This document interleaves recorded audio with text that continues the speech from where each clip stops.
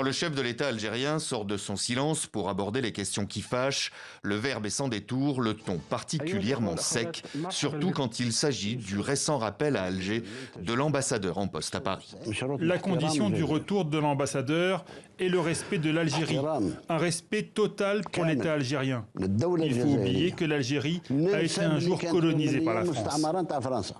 La fermeté en réponse aux propos d'Emmanuel Macron relayés par le quotidien français Le Monde, selon lesquels il accuserait, je cite, le système politico-militaire algérien de servir au peuple une histoire officielle qui ne s'appuie pas sur la vérité. Déclaration à l'origine d'une autre mesure de rétorsion, l'interdiction de survol de l'espace aérien algérien aux avions militaires français de l'opération Barkhane.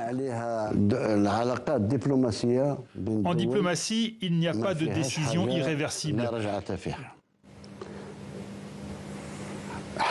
Nous sommes agressés dans notre chair, dans notre histoire, dans nos martyrs, nous nous défendons comme nous pouvons nous défendre. Sur la question des visas et du rapatriement des Algériens en situation irrégulière en France, il cible directement le ministre français de l'Intérieur, Gérald Darmanin, qu'il rebaptise pour l'occasion Moussa Darmanin, Moussa, son deuxième prénom, donné en hommage à son grand-père algérien. Il y a des accords qui nous lient, premièrement, et deuxièmement, Moussa Darmanin a bâti sa thèse sur un mensonge. Il n'y a jamais eu 7000 immigrés clandestins. Les autorités françaises n'ont jamais évoqué ce chiffre avec nous.